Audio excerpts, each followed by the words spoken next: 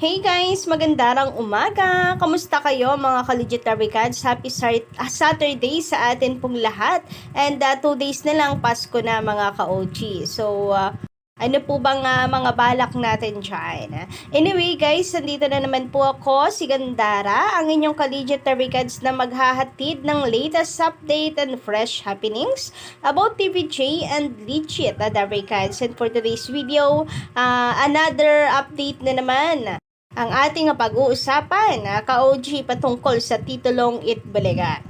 But before that, TV ratings po muna tayo, ka-OG, December 21, 2023, at nananatili na tayo po ay nangunguna. Muli na naman po, ka-Legitary Cards, tumaas ang atin pong lamang sa dalawang noontime show na atin pong katapatan. So, araw po ng Thursday, meron po tayong 4.5% ka-OG. Iba talaga ang legit at orig. Salamat mga Legitary Cards. Samantala, ang pumapangalawa naman ay ang tape show with 3.3%. And ang pangatlo, nakulelat ulit po ang Showtime with 3.0%, pero okay lang yan dahil kita naman natin na hindi na po nakatenga ang Showtime sa 2.8, 2.7 na rating. So, humahabol talaga ang Showtime ngayon dito sa tape show. Samantala, sabi nga dito mga ka-Pacers at ka-Legitary Cards, Itbulaga number 1 pa rin laban sa generic ng Tape Inc. Habang It's Showtime dikit sa generic show ng tape. Ayon sa legit ratings data ng AGV Nielsen Nutam TV ratings, nakapagtala ang Itbulaga original ng 4.5%, habang ang It's Showtime ay nakakuha ng 3.0%, at ang generic show ng Tape Inc. ay mayroon or nakakuha naman ng 3.3%. Ginawa ang ratings noong December 21, 2023, araw ng Huwebes. So, pasensya po pala sa background natin guys, don't mind na lang. Anyway, sabi pa dito, wala na talagang makakapigil sa pangunguna ng Itbulaga sa TV5, ang original na bumubulaga sa atin at legit na nagbibigay ng saya sa bawat pamilyang Pilipino. Kaya sa mga hindi legit dyan, tigil na kayo. 14344 road to 14345. Iba talaga ang legit, iba ang orig. Salamat ka-Pacers at ka-Legitary Cards sa patuloy na pagsuporta. Higit sa lahat sa Diyos at sa mga sponsors na patuloy na nagtitiwala sa TVJ at sa lehitimong Itbulaga. Credit po kay Mr. Peace. So, pa-follow na lamang po ng kanyang page dahil yan po ay legit na defender and supporter, of course. And of course, mula po kay Gandara, congratulations sa TVJ and maraming salamat sa lahat ng Legitary Cards na sumuporta at of course sa mga advertisers. Samantala, update naman po sa tape show. Mula kay Aiza Ballesteros, nanood ako ng GAP2 ads ng fake. Paulit-ulit lang, nakailang beses yung Dove, Sunsilk, Cream Silk, Tide, mga ganyan lang. Di kayang manood talaga sa peke. Sorry na, legit kasi ako sa TVJ. So at least dito nalaman natin, 'di ba, ka-OG, na yung pinagmamalaki pala nilang commercials paulit-ulit lang. So kumbaga wala silang maraming advertisers talaga. Pinapaulit-ulit lang para siguro mapunan yung total minutes, ganon. Okay lang sana magpaulit-ulit, pero kapag first gap, tapos sunod na ay sa second gap, o sunod na ay sa third gap, pero yung sa isang gap, ka-OG, ay yung tatlong commercial ay uulit, ka-OG, parang iba na yon. Literal na konti lang advertisers kapag ganon. Kasi sa isang gap ay paulit-ulit ang tatlo pa man din commercial. Hindi, bali 4 pa nga yung nabanggit po dito, ka-OG. Meaning, kung totoo po ito, ka-OG, taliwas sa sinasabi ng Tape Inc. At Pro Tape, ka-OG, na dumarami ang kanilang advertisers, dumadagsa. Dahil tumataas daw yung kanilang duration. Yun pala naman, paulit-ulit lang ang kanila pong sa isang gap ay paulit-ulit yung product. Hindi yun madami. Ang tamang term doon ay pinapahaba lang. Kung bayad pa din naman, kahit paulit-ulit, mataliwas pa rin sa madami daw naka-advertisers. Kasi, yun at yun lang din. Samantala, nakalagay nga po dito ka-OG, no? So, sa Wikipedia, ka-OG, so, bagong update nila ito kasi 5 hours ago po ang nakalagay. At ang Itbulaga pong logo na nakalagay dito, hindi na yung dati. Hindi na po yung gamit-gamit ng TVJ noon, ang nasa GMA 7 pa sila, kundi ito yung latest na ginagamit po ngayon ng tape ink. Kaya no, yung Itbulaga na parang, ano bang kulay yan? Gray? Na may pagka-violet, white, basta yan, ka-OG. So, meaning, in-update na po nila ito ngayon. And nakalagay nga po dito, Itbulaga is a Philippine television variety show broadcast by GMA Network, originally hosted by Tito Soto, Vic Soto, and Joey De Leon. So, 5 hours ago ang nakalagay. So, meaning, baka may dinagdag po sila dito, may inedit. So, Itbulaga, formerly Itbulaga is a Philippine television variety show broadcasted by GMA Network, originally hosted by Tito Soto, Vic Soto, and Joey De Leon, Chicky Holman, and Richie De Horsey. It premiered on Radio Philippines Network on July 30, 1979. The show was originally produced by Production Specialist Inc.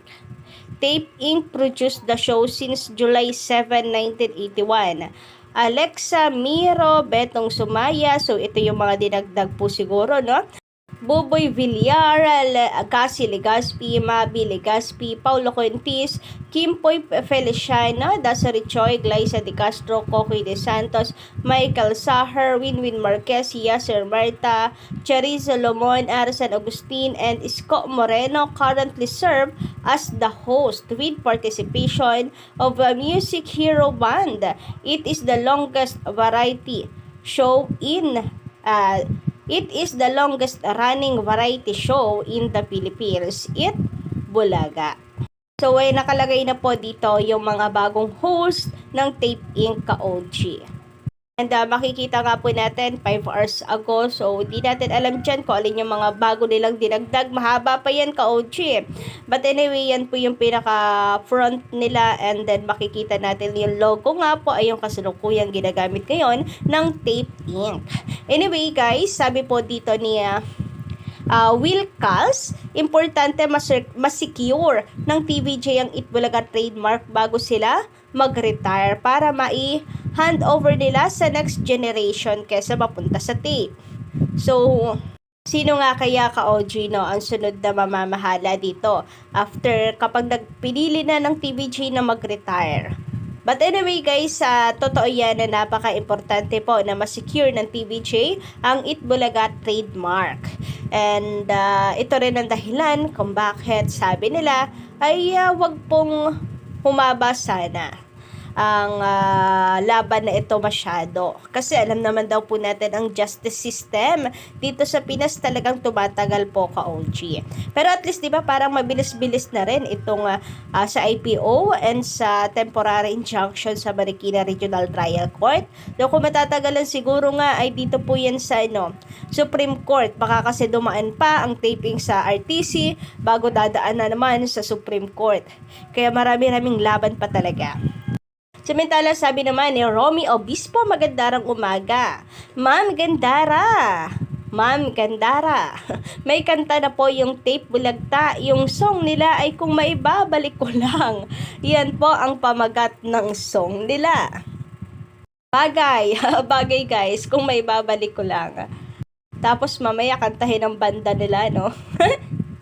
Anyway, sabi naman ni Sir Eddie Bukayo, pwede sila umapila pero hindi na dapat gamitan ng Tape Inc. ang Itbulaga name sa show nila. Ano pa ba pwedeng ipaliwanag sa salitang cancel?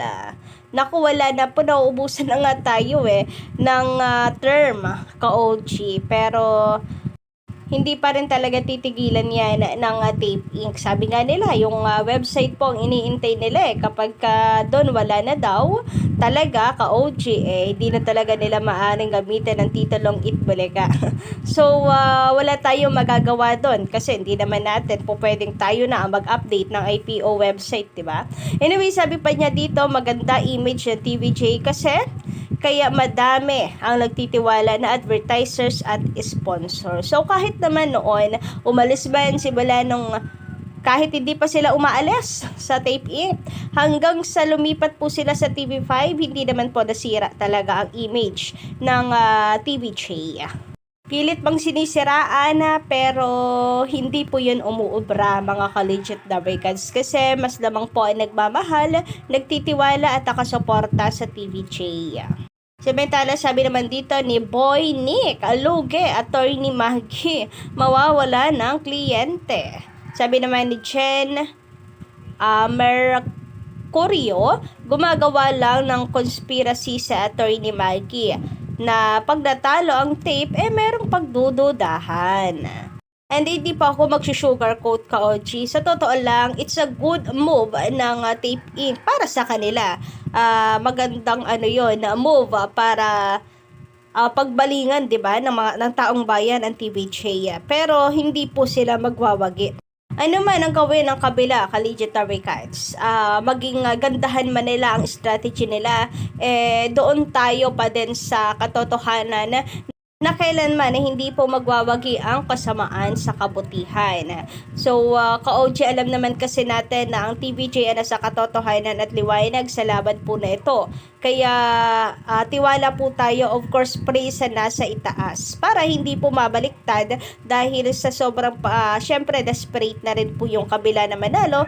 Kaya gagawin din talaga nila ang lahat. Sabi naman dito, ni Tam Tap, ma'am, believe ako sa inyo. Masipag kayo mag-research, kompleto ang datos. Salamat sa updates, mabuhay Dabarkads. And minsan naman, hindi naman lagi. Minsan nagiging lutang rin tayo sa kaantukan kasi minsan nga po ay alas 12, alauna na tayo nakakapag-upload. So sana naintindihan ninyo. But ngayon iniiwasan ko na ka-OG masyadong magpakapuyat to. Kung mapapansin ninyo, 9, tapos na tayo. Para of course hindi rin po at maapektuhan ng pagbalita natin. Anyway, hanggang dito lang muna po ang ating update, guys. Don't forget to click the subscribe button and notification bell para sa iba pang mga balita, okay?